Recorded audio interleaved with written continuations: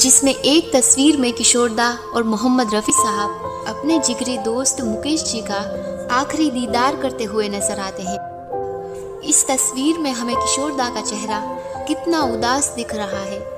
ऐसा लगता है जैसे वो अकेले पड़ गए हों। तुझे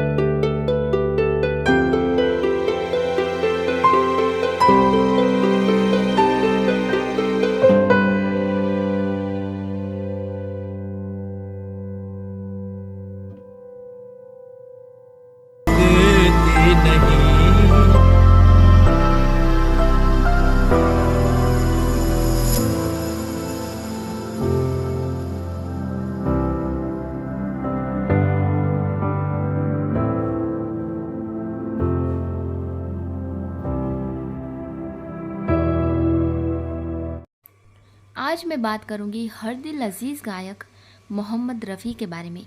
हाँ, तुम मुझे यूं भुला न पाओगे। मोहम्मद रफ़ी को भुला पाना सचमुच आसान तो क्या, संभव ही नहीं है। उनके गाए गीत न सिर्फ सुनने में मधुर लगते हैं, बल्कि हर किसी ज़िंदगी की किसी न किसी घटना से जुड़े हुए लगते हैं। उनकी गीतों की सरगम अपनी ज़िंदगी का संगीत लगती है। चौदहवीं का चांद हो या आफताब हो। रफ़ी साहब के गाए गीतों का जिक्र किया जाए या फिर सिर्फ उन फिल्मों के नाम लिए जाए जिनमें उन्होंने गीत गाए हैं, तब भी ये वीडियो बहुत ही कम पड़ेगा। तेरी प्यारी प्यारी सूरत को किसी की नजर। आज हम आपको रफ़ी साहब के गाए वो गीत सुनवाएंगे जिन्हें पुरस्कृत किया गया है या पुरस्कार के लिए नामित किए गए हैं। हुस्न वाले तेरा जवाब नहीं। आज हम आपको रफ़ी साहब के गाए गीतों के साथ साथ उनकी कुछ ऐसी जानकारी भी आपको बताएंगे, क्योंकि शायद ही ऐसी कोई जानकारी हो जो इनके चाहने वाले ना जानते हो। गुल बदन फूलों की महक। मोहम्मद रफ़ी का जन्म हुआ 24 दिसंबर 1924 को अमृतसर के पास कोटला सुल्तान सिंह में। पिता हाजी अली मोहम्मद की 6 संतानों में से रफ़ी साहब दूसरे नंबर के सुपुत्र थे। मोहम्मद रफ़ी के पिता 1935 में लाहौर में आकर बस गए और वहाँ उन्होंने नूर मोहल्ला भट्टी गेट में एक हेयर कटिंग सैलून खोल लिया। मोहम्मद रफ़ी के बड़े भाई मोहम्मद दीन के एक बड़े ख़ास दोस्त हुआ करते थे, अब्दुल हमीद। उन्होंने लाहौर में रहते हुए मोहम्मद रफ़ी की प्रतिभा को पहचान लिया। अब्दुल हमीद ने मोहम्मद रफ़ी को भी और उनके परिवार के सभी सदस्यों को भी इस बात के लिए राज़ी कर लिया कि मोहम्मद रफ़ी को अपनी प्रतिभा का प्रदर्शन करने के लिए या ये कहें कि अपनी प्रतिभा को आजमाने के लिए बम्बई जाना चाहिए। लिहाजा अब्दुल हमीद के साथ 1944 में मोहम्मद रफ़ी बम्बई आ गए। दिल है मुश्किल जीना यहाँ, जरा हट के जरा बच के, ये है बॉम्बे। बम्बई जो कि अब मुंबई कहलाती है। यहाँ आकर मोहम्मद रफ़ी ने उस्ताद अब्दुल हमीद खान, पंडित जीवन लाल मट्टू और फिरोज़ निज़ामी की शागिर्दगी में संगीत की तालीम लेनी शुरू कर दी।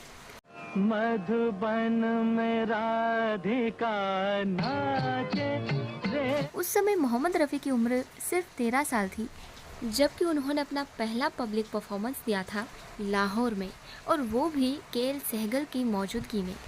संगीतकार श्याम सुंदर के संगीत निर्देशन में लाहौर में ही मोहम्मद रफ़ी ने पहली बार पंजाबी फिल्म के लिए एक गीत गाया। ये योगल गीत था। इनके साथ आवाज़ दी जीनत बेगम ने। फिल्म थी गुल बलोच और गीत के बोल थे सोनियनी हीरियनी।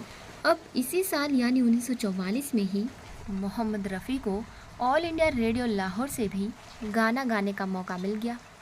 मेरे महबूब तुझे मेरी मुहब्बत। इस गीत से पहले मोहम्मद रफ़ी के पहले गीत का जिक्र हमने किया, जो कि पंजाबी फिल्म का था, और ये बात लाहौर की है। इसी के बाद मोहम्मद रफ़ी बम्बई आ गए थे। यहाँ अब्दुल हमीद के साथ एक घनी बस्ती वाले इलाके भिंडी बाज़ार में मोहम्मद रफ़ी 10 बाय 10 के कमरे में रहने लगे। साथ में मौसीकी की तालीम तो चल ही रही थी, संघर्ष भी चालू था। तो इसी दौरान मोहम्मद रफ़ी को प्रोड्यूसर अब्दुल रशीद कारदार, जो कि AR कारदार के नाम से मशहूर थे, उनसे मिलवा दिया, और साथ साथ महबूब खान से भी मिलवा दिया, एक्टर डायरेक्टर नसीर साहब से भी मिलवा दिया। यहाँ एक बात मैं आपको बता दूँ कि संगीतकार श्याम सुंदर, जिन्होंने मोहम्मद रफ़ी को पहले भी पंजाबी फिल्म गुल बलोच में गीत गवाया था, वो भी यहीं बम्बई में रहा करते थे, तो उनसे भी संपर्क में मोहम्मद रफ़ी थे। एक बार फिर श्याम सुंदर ने मोहम्मद रफ़ी को एक डुएट गाने का मौका दिया। अब इस बार डुएट था GM दुर्रानी के साथ, और फिल्म थी गाँव की गोरी। गाने के बोल थे अजी दिल हो काबू में तो दिलदार की ऐसी तैसी, और यही गीत पहला हिंदी गीत रहा मोहम्मद रफ़ी का गाया हुआ। मोहम्मद रफ़ी साहब ने अपने करियर में सबसे ज़्यादा गीत संगीतकार नौशाद साहब के लिए गाए। इसमें वो गीत भी शामिल है जो शाहजहां फिल्म के लिए के.एल. सहगल ने गाया था, और रफ़ी साहब इस गीत में कोरस थे। मेरे सपनों की रानी रूही रूही रूही। बात करते हैं 1950 और 1960 के बीच की। ये वो वक्त था जबकि मोहम्मद रफ़ी ने संगीतकार नौशाद साहब के बाद जिनके साथ सबसे ज़्यादा गीत गाए वो थे संगीतकार ओ.पी. नैयर, संगीतकार सचिन देव बर्मन और संगीतकार शंकर जयकिशन। आपके हसीन रुख से आज नया नूर है, ओ मेरे जीवन साथी, तेरे मेरे मेरी मोहब्बत जवां रहेगी सदा। संगीतकार लक्ष्मीकांत प्यारेलाल ने अपने करियर की पहली फिल्म मोहम्मद रफ़ी के साथ की, और उसके बाद से हमेशा मोहम्मद रफ़ी उनकी पहली पसंद रहे। वो जब याद आए, बहुत याद आए। मोहम्मद रफ़ी के जीवन से जुड़े हर वाक्य को उनके चाहने वाले जानते हैं।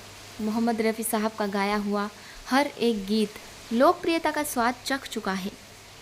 का सोना साज तराना ढूंढेगा। 31 जुलाई 1980 को दिल का दौरा पड़ने की वजह से मोहम्मद रफ़ी साहब इस दुनिया को अलविदा कह गए। दोस्तों, भारतीय सिनेमा में संगीत की बात चलती है तो मोहम्मद रफ़ी के बिना कोई भी चैप्टर पूरा नहीं होता। अपने सुरों से कई पीढ़ियों को थिरकाने वाले रफ़ी साहब ने अपने पीछे संगीत की ऐसी विरासत छोड़ी है जो आज भी उतनी ही पसंद की जाती है। तू इस तरह से मेरी जिंदगी। उनके गीतों के साथ उनसे जुड़े किस्से भी काफ़ी दिलचस्प हैं। हिंदी फिल्मों की पहचान गीत संगीत से है और गीतों की जान मोहम्मद रफ़ी। मोहब्बत के नगमे हो या बिछड़ने का दर्द, रफ़ी साहब की आवाज़ ने हर इमोशन को सुरों में पिरोया। दर्दे दिल, दर्दे जिगर, दिल में जगह। कई दशकों बाद भी उनके गाए गीत रूह को सुकून देते हैं। अपने ज़माने के शीर्ष गायक रहे मोहम्मद रफ़ी साहब ने आला संगीतकारों के साथ यादगार गाने दिए। साथ ही ये भी बताते हैं कि रफ़ी साहब कितने सादगी से भरे थे। बता दें कि उनके जनाजे में 10,000 से ज़्यादा लोग शामिल हुए थे। आज भले ही मोहम्मद रफ़ी हमारे बीच ना हो, लेकिन अपने गानों के ज़रिए वो हमेशा लोगों के बीच में अमर रहेंगे। मिल सितारों का आंगन होगा। अब बताते हैं दोस्तों, रफ़ी साहब के सदाबहार गीतों के साथ उनके दिलचस्प किस्से। लिखे जो खत तुझे, शंकर जय किशन का संगीत और मोहम्मद रफ़ी साहब की आवाज़ में ये गाना आज भी उतना ही नया और चर्चित है जितना ये 1968 में था। लिखे जो खत तुझे वो तेरी याद में हजारों रंग। आशा पारेख और शशि कपूर पर शूट किया गया ये गाना रफ़ी साहब की बेहतरीन पेशकश में से एक है। आगे चलकर इस गाने को कई अलग अलग तरह से रिमिक्स भी किया गया, लेकिन जो बात ओरिजिनल में थी वो रिमिक्स में कहाँ। इसीलिए मोहम्मद रफ़ी का ये गाना पीढ़ी दर पीढ़ी फेमस होता चला गया।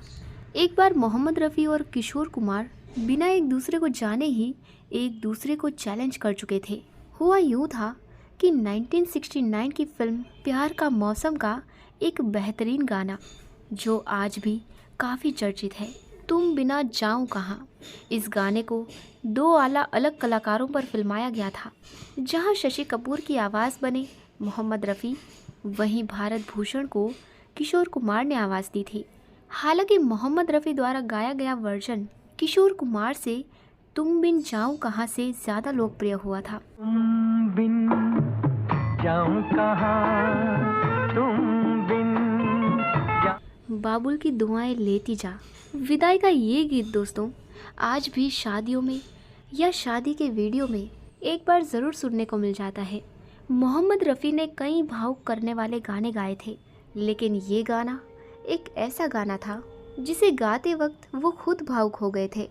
दरअसल इस गीत को गाने के एक दिन पहले उनकी बेटी की सगाई हो चुकी थी और 2-3 दिन बाद उनकी बेटी की विदाई होने वाली थी।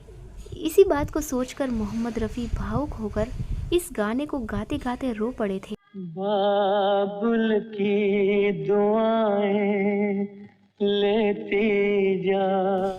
धर्मेंद्र और मुमताज़ पर फिल्माया गया फिल्म लोफर का गाना आज मौसम बड़ा बेईमान है आज भी काफ़ी लोकप्रिय है।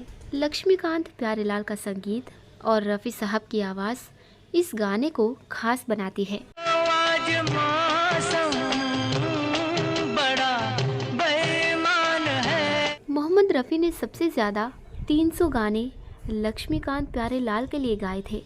आज मौसम बड़ा बेईमान है उनके बेहतरीन गानों में से एक रहा था दोस्तों।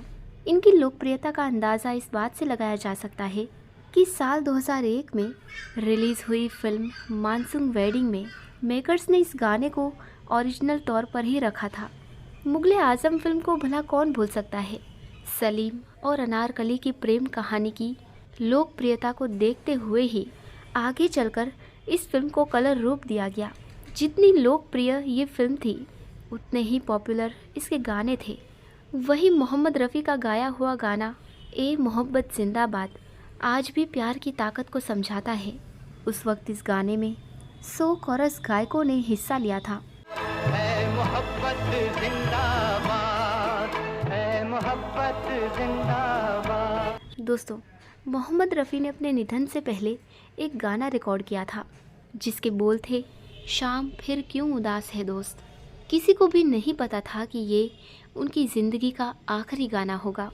तेरे आने की आस है। 31 जुलाई को रफ़ी साहब को हार्ट अटैक आया, जिसके चलते वो इस दुनिया को हमेशा के लिए छोड़ के चले गए।